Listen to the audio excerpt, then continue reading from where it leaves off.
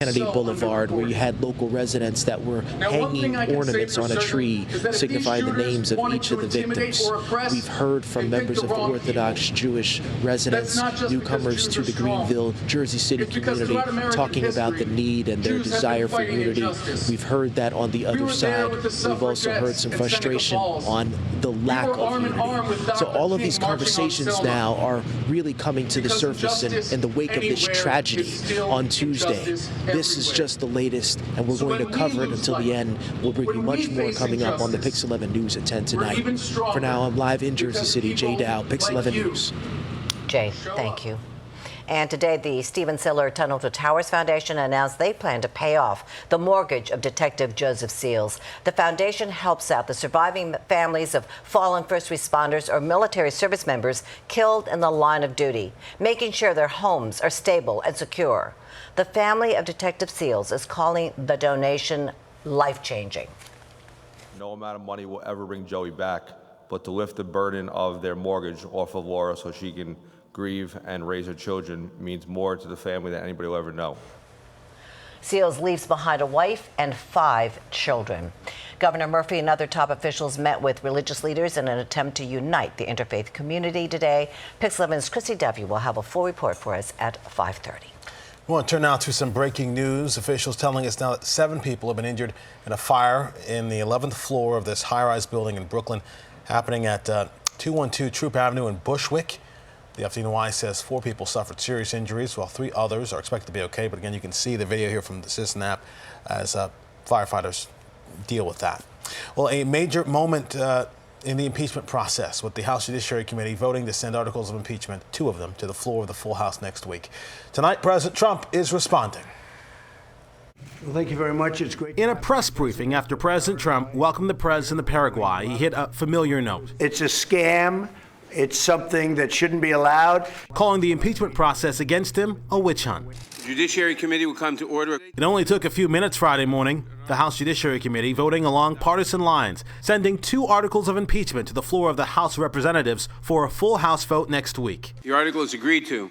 The resolution is amended as ordered, reported favorably to the House. Pursuant to Clause 2L of Rule 11, I give notice of intent to file dissenting views. It was a vote that was expected last night. The committee is in recess. But after more than 14 hours of back and forth, Chairman Jerry Nadler stunned Republicans and delayed the vote until this morning, instead of in the middle of the night, while many Americans were asleep. But the president says the Democrats are simply handing him a second term in office. My poll numbers, as you know, have gone through the roof. Fundraising for the Republican Party has gone through the roof. We're setting records.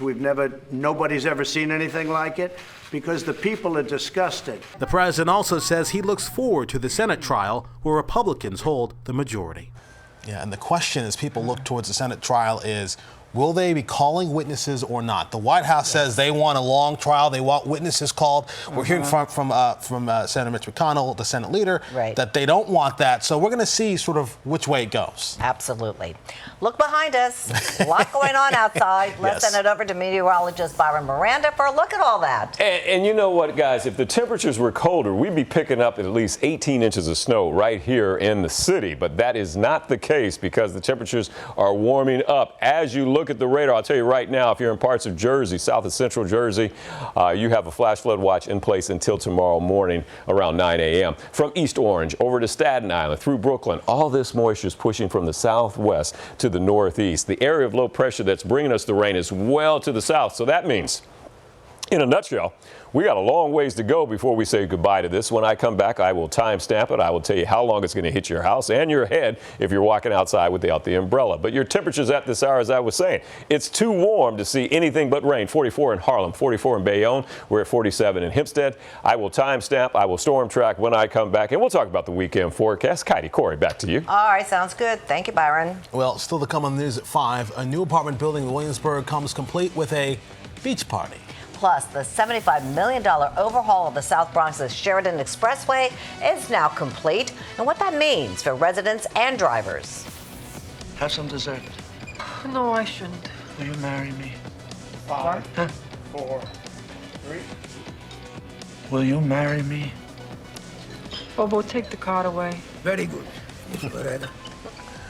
We're remembering local legend Danny Aiello, The Manhattan-born actor passed away last night. You're watching the PIX11 News at 5 with Tamsin Fidel, Corey Chambers, and Mr. G with your weather. We're New York's very own. Danny Aiello, a true New Yorker, was born in Manhattan and has never strayed far from his roots. He was known for his authentic portrayal of New York characters on the big screen in classic movies like Moonstruck and Do the Right Thing. PIX11's Andrew Ramos looks back at his life and career. Prolific and timeless. It's how veteran actor Danny Aiello is being remembered after suddenly passing away Thursday night. A family spokesperson confirmed the news in a statement Friday, saying it is with profound sorrow to report that Danny Aiello, beloved husband, father, grandfather, actor, and musician, passed away last night after a brief illness. Aiello, who was born in the Bronx, raised in Hell's Kitchen, eventually settling in New Jersey, didn't start acting until his mid-30s. According to longtime friend and PIX11's own Marvin Scott, the Big Apple served as Aiello's acting class. He played real people in real roles, and he was just such a kind, genuine, decent human being. And he said he got his training growing up on the streets of New York. Aiello got his big Hollywood break in the early 70s, playing Tony Rosato in The Godfather Part 2. Michael Corleone says hello. Later landing larger roles in Moonstruck opposite Cher. My scalp is not getting enough blood sometimes. And Harlem Nights with Eddie Murphy and Richard Pryor. What do you want, sympathy from me? You're criminals, for Christ's sake. But it was his performance as Sal, the pizzeria owner, in Spike Lee's critically acclaimed Do the Right Thing that earned him an Oscar nomination. Hey, Sal, how come you got no brothers on the wall here? You want brothers on the wall? Get your own place. You can do what you want to do. The director took to Instagram Friday to pay tribute to the late actor. Danny, we'll miss you. Rest in paradise. We made cinematic history together. Aiello is survived by his wife of 64 years along with his 3 children. According to a family representative, funeral arrangements are expected to be announced in the coming days. In the newsroom, I'm Andrew Ramos, PIX11 News. Yeah, a terrific actor and a really, really great guy. Yeah. Well, a major overhaul to an expressway built by Robert Moses is complete. PIX11's Greg Mocker is live for us right now in the South Bronx with more on this story. Greg. Kaidi and Corey, it's a rainy night on the Sheridan Boulevard. Yes, it's no longer classified as an expressway. You'll still see trucks on it. It's still a major connection, but you got to get a look at this $75 million state redesign. You know, if you take a walk or a drive around, though, you know there are transit projects needed here. The smoothest stretch of street in the South Bronx is the Sheridan. That's not a sentence that many people ever expected to hear. It's pedestrian friendly now, new lights, crosswalks, direct connections to parks along the Bronx River. The Sheridan remains a connection between the Cross Bronx and Bruckner expressways. It's Maria Torres's neighborhood. Just as the Sheridan blocked off the waterfront for the community on that side, these ramps could possibly do the same thing on this side. The South Bronx is home to a network of major roadways that weave and wind together and for decades have separated neighborhoods from each other, parks, and the river. All of this truck traffic right in front of our Hunts Point Riverside Park, and even the Garrison Avenue Park that they're going to build as an amenity for this project is in the shadow of the ramp. The Hunts Point section of the South Bronx is next to the maze of expressways, railroad tracks, and trucks coming from the new Sheridan. The next phase is a $1.7 billion project to reconstruct the interchange of the new Sheridan and Bruckner. That would include new ramps to the Hunts Point Market. Neighbors would like to see them farther away from the residential areas, closer to more industrial streets. The market and the industrial area is vital to this community. I mean, it's one of the things that having industrial areas and those jobs are the things that stave off gentrification. They'll continue to talk with elected leaders and the State Department of Transportation and Governor Cuomo's office. This week, he announced the Sheridan improvements. It's worth it. It should have been done 50 years ago, and we're going to do it today. They are in the next phase, which is the design build of that Bruckner-Sheridan interchange. I'm sure we'll be out here talking about that as it progresses. As for transit, you know, the promise and the plan is to bring 4 Metro North stations, including in Hunts Point, to bring them here by 2023. In the South Bronx, Greg Mocker, PIX11 News. All right, Greg, thank you for that. Well, a new luxury building is being proposed for the North Brooklyn waterfront, and the design is turning some heads. Two Trees Management unveiled their plans yesterday. Take a look. What do you think? It includes 2 mixed-use towers, one at 650 feet, the other at 600 feet. They'll have 1,000 units of housing plus 6 acres of public space, including a public beach. Wow, a beach. Yeah, 250 affordable units. And the rest unaffordable? Pretty much, yes. Yep. Yeah. And a 47,000 square foot YMCA with an aquatic center. It's located at River and North First Streets in Williamsburg. The plan must go through the city's uniform land use review, which could take up to at least 2 years. The entire construction could take up to 5. All right, well, that's okay because, you know, it certainly isn't beach weather today, right? Not today. Let's get over to meteorologist Byron Miranda for a look at what's going on. Yeah, that was funny, Katie. And Corey, good to see you. Mr. G is off today, a well-deserved day off, so I'm filling in. As you look at the radar, we've got like some torrential rainfall outside right now, all associated with an area of low pressure that's down south that's heading this way. And with that southerly flow, as you look into the boroughs and you go over to close-up Jersey through Long Island up to Yonkers and Westchester, as you look into these areas, you know that you're going to see quite a bit of rain if it continues all the way through tomorrow, and that's the case. This is tonight at 9 o'clock. There's no break here. When you see the yellows and these shades of color from Elizabeth over to Brooklyn, the Bronx, Staten Island, Queens, Manhattan, that means there's some good lift in the atmosphere. This is basically a 15-minute downpour, which will get you soaked in 15 minutes at 10 p.m. if you're out and about in this area. It doesn't get any better if you're out until 12 o'clock, 1 o'clock. In fact, we still have rain in the forecast during the morning hours and a slight chance tomorrow afternoon into the evening hours. So it's going to be a wet one, all associated with this area of low pressure. This is story number 1, right? Overnight soaker. Torrential rainfall, all of it coming up from the Gulf of Mexico. Story number 2, uno, dos, is here. That's high pressure that sets in late tomorrow night into Sunday. The Penguin says, I'm going to bring you some colder air, but not as cold as it could be. So let's take a look at this. With winds out of the south right now, the temperatures tomorrow should be warmer than it should be at this time of year. Somewhere between 40 to 45 degrees is the average temperature for the tri-state. We're going to be well above that. Bryant Park with a south flow, 57, Linden, 58, Yonkers, 55, Stanford will be at 54. Not a big change on Sunday. The Penguin's not going to get going until Monday morning, but it'll be a little bit cooler on Sunday. So your extended forecast temperature for Sunday, 57 tomorrow, 45 on Sunday for the city. The extended forecast, your 7-day, 57 today, dropping on Saturday, and then 45 on Sunday. Wind shift on Monday to the north. We will have wind chills Monday morning in the teens. So if Mr. G is going to get up and do his run, he better put on some layers. Corey and Katie. Layers, okay. Thank you, Byron. All right, well, still to come on PIX11 News at 5. A connected family, the latest victim of Amazon ring hackers. Then move over Manhattan. The outer boroughs are outshining the city when it comes to economic growth. And no, you're not seeing double. Santa Claus is coming to town tomorrow. All kinds of Santas. Good Santas. Hopefully not many bad Santas. We're talking about it coming up.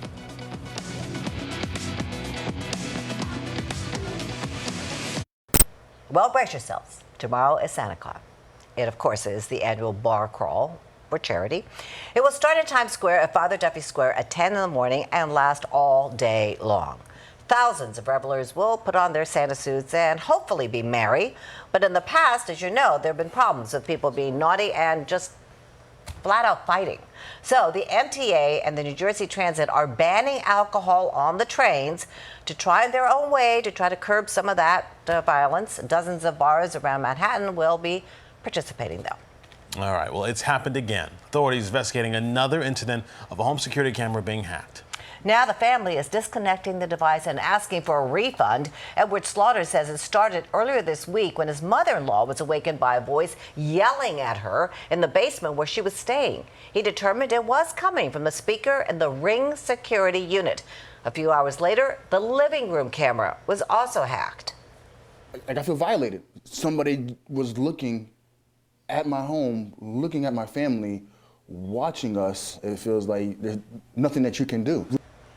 Well, this is the latest in a series of security camera hacks, including an incident on Staten Island.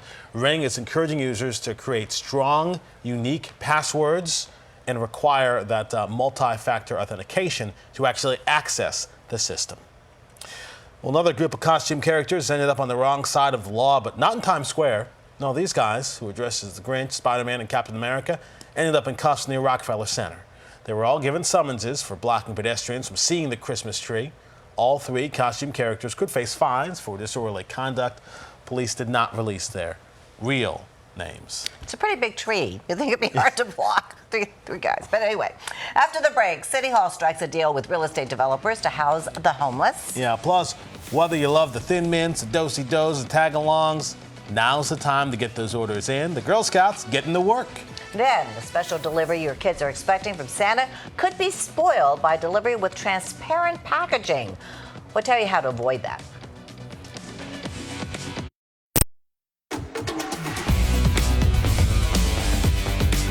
You're watching the PIX11 News at 5. Thanks for staying with us. I'm Kaidi Tong in for Tamsin. And I'm Corey Chambers. The family of a young Brooklyn man who was killed by police meets with the cops to see the moments that led up to the shooting. PIX11's Ayanna Harry reports live from police headquarters right now. Hi there, Ayanna.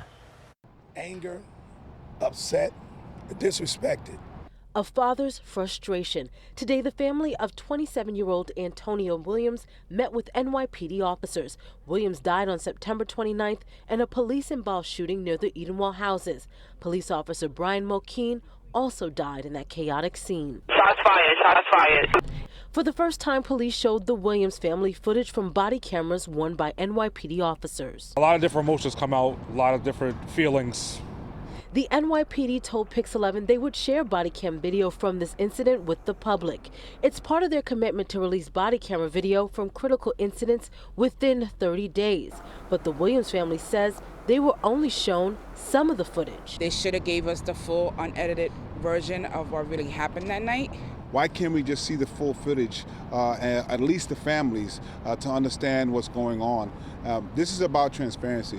Williams' parents tell PIX11 they were able to see the moment when officers first encountered Antonio. He's standing there waiting for a cab, not bothering anybody. According to the NYPD, Williams ran when officers first approached, and the chase ended with a struggle between Williams and Mulkeen over the officer's gun. At the time, police explained, on body-worn camera, Officer Mulkeen can be heard yelling, "He's reaching for it. He's reaching for it."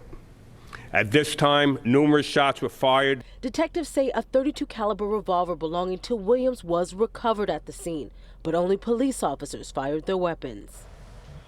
And that was Ayanna Harry reporting for us tonight. Well, police are looking for two men who allegedly robbed a teen as she walked down a street in Borough Park, Brooklyn. This happened late last month. Teenager walking on 60th Street, one of the two men came up from behind and demanded cash. She tried to call for help, and one of the men took the phone, smashed it against the ground. Well, the men then got away with $270. The victim wasn't hurt, thankfully, but police, they want to find these guys. If you recognize them from the video, please give Crime Stoppers a call. In Suffolk County, SPCA is trying to find the heartless person who threw a puppy out of a vehicle on Wednesday morning. A $3,000 reward is being offered now for any information about this 8-week-old pit bull puppy mix. It was thrown from a dark-colored SUV that was traveling eastbound on Route 25 near Calverton Cemetery in Riverhead. Officials say the first three letters of the vehicle's license plate are TZR. That pooch was taken to an animal hospital. And Governor Murphy sat Shiva with family of Mindy Ferenz before attending an interfaith meeting at Temple Beth Il. The topic, how to recover from and prevent another hate-filled shooting like the one that killed 4 innocent people in Jersey City this week. Yeah, Christy Duffy has the story for us.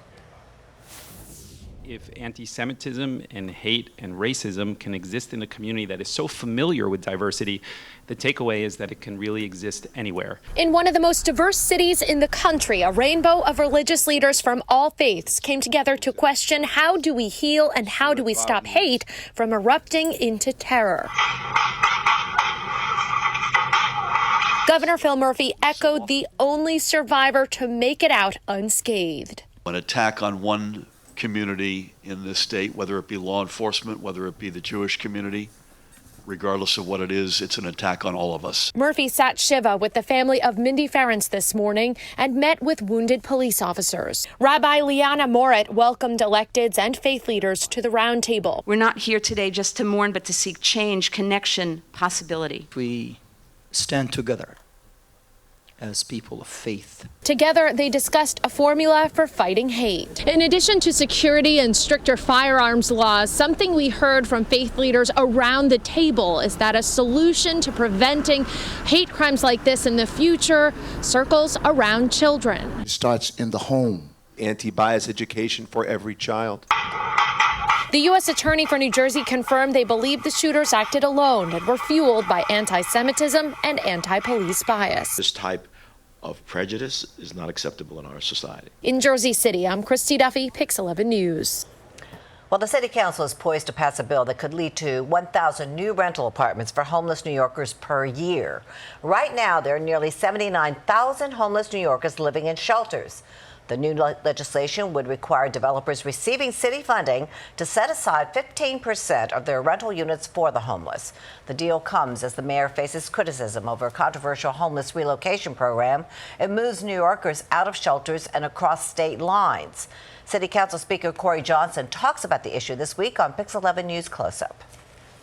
We need to bring that 79,000 number down. The way to do that is not shipping people to Hawaii or Puerto Rico or to Newark. That is not a long-term solution. That is a temporary fix, a quick Band-Aid.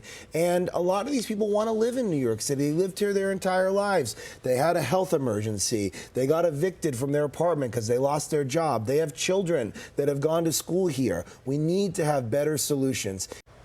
You can watch Marvin Scott's full interview with Council Speaker Corey Johnson on PIX11 News Close-Up Sunday morning at 6:30. You can also catch it at 11 a.m. on Facebook.com/PIX11 News. All right. Well, Manhattan is not the borough bringing in the big bucks for the Empire State. Apparently, the borough bringing in the least amount. According to new federal data, Staten Island ranked first in the state's 62 counties for increased economic activity between 2017 and 2018.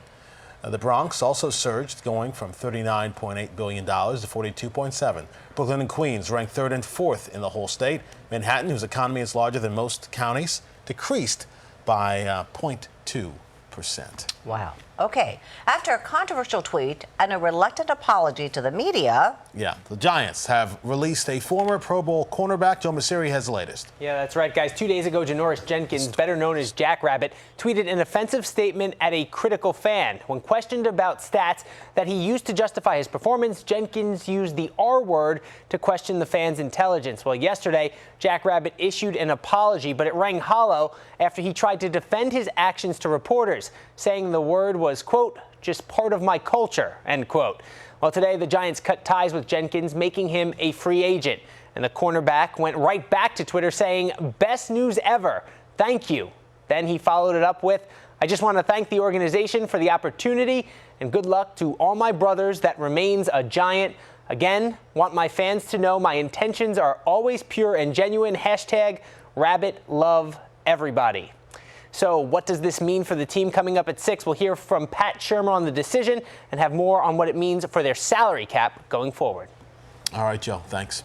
So look up at the PIX11 News at 5, how PIX11 is planning to brighten up East Harlem tonight. Yeah, plus it's Fall Friday and Monica Morales making it happen for a couple celebrating their 64th anniversary. Then, a piece parents really need to see before buying Christmas presents online. Some delivery methods will perhaps ruin the surprise. And meteorologist Brian Moretta, it's wet and warm now, but boy, there's a big chill headed this way. Details coming up. Okay, so a warning for parents out there about having holiday gifts delivered to your front door. More retailers this year are shipping items in their original box to save packaging costs. But consumer reporter John Matarese shows how that could spoil a child's surprise. Take a look. If you have young children or grandchildren, you've probably heard of LOL Surprise, a box filled with dolls to surprise a little girl. But one mom is furious with the way that gift arrived unboxed on her doorstep, ruining the surprise. Nicole Buckman is stunned at what showed up at her front door. Her Target Black Friday order of LOL surprise dolls. I couldn't even give this to her anyways. All beat up with the bottom ripped open. And worse, her little girl saw it. I had ordered my 5-year-old daughter the LOL Glamper from Target. She's been talking about it all year, her favorite present. But Christmas came early this year. Comes home from school and it's sitting on the front porch, not in a shipping box or anything. Ruining any surprise. She is ecstatic because she got the LOL Glamper, which it was supposed to be her present from Santa. So we checked with Target and learned that the retailer does warn about some items that are shipped unboxed. However, you need to look carefully at the shipping details to find that. If you click on shipping details, a new window opens up saying this item won't be concealed in a Target box. It suggests parents have it sent to their workplace or a relative's house or shipped to store. Nicole says the warning should have been more prominent. There was nothing when I checked out stating that. I never imagined it would not ship in a shipping box. This should be a caution to parents. If you don't know how something ships, choose ship to store instead. That way you don't ruin the surprise and you don't waste your money. I'm John Matteries, PIX11 News. All right, after the break, it's Friday, and you know what that means. PIX11's Monica Morales making it happen. Yes, and a Jersey City community morning gets a massive charitable donation ahead of Hanukkah. I'm Monica Morales in East New York, and it is Follow Up Friday. We're following up on all of our stories for the week. 64 years married, they finally got their repairs, and we're continuing to fight for your heat, hot water, and gas service. That story after the break. An act of charity after the horrible loss of life in the Jersey City shooting. Mayor Stephen Fulop helped deliver 10,000 pounds of kosher food after the supermarket that serves the community was decimated by what may have been a domestic terror attack. The food was provided by the Met Council, an organization that helps impoverished Jewish families. The food was collected at the Borough Park Brooklyn warehouse and distributed in Jersey City just in time for tonight's Sabbath dinner. Well, this week we're getting repairs for a Bed-Stuy couple married 64 years just in time for the holidays, and we're fighting for your heat, hot water, and gas service. We're making it happen for our viewers, and of course, that's Monica Morales. And here's your Follow-Up Friday.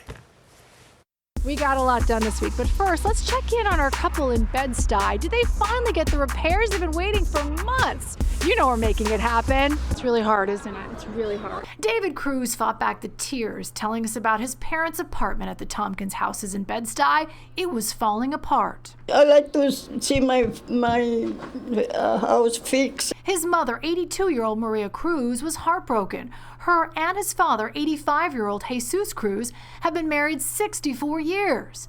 After our story, action. I'm so happy and thank God to everybody. I'm happy too. Their floors looked like this. Tiles were coming right off the floor.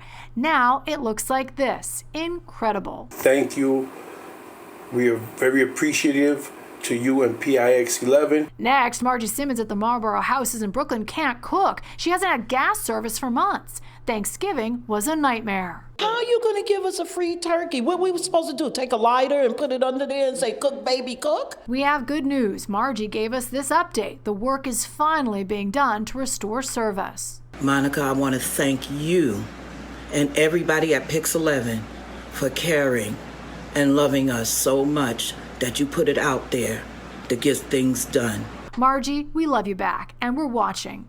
Finally, who could forget Verdell Jackson crying over her uncle's apartment here at the Unity Plaza Houses in East New York? His ceiling had a lot of leaks. And literally, it just leaked on my head as I'm talking to you. Mm-hmm. There's a leak right above my head. Yeah. NYCHA promised they were looking to relocate both residents as soon as possible and make all the necessary repairs. But these two families say it's not happening fast enough. And these two have become friends, connected by pain. But we all neighbors. Yeah. We become family after a while. It's a blessing, and I appreciate you so much, Monica. Bring it in. You know we're going to keep checking back here in East New York to make sure the repairs are done and these families get the transfer. Now, if you have a story, reach out to us on Facebook, Instagram, or Twitter at Monica Morales TV. We can be in your neighborhood next. In East New York, Monica Morales, PIX11 News.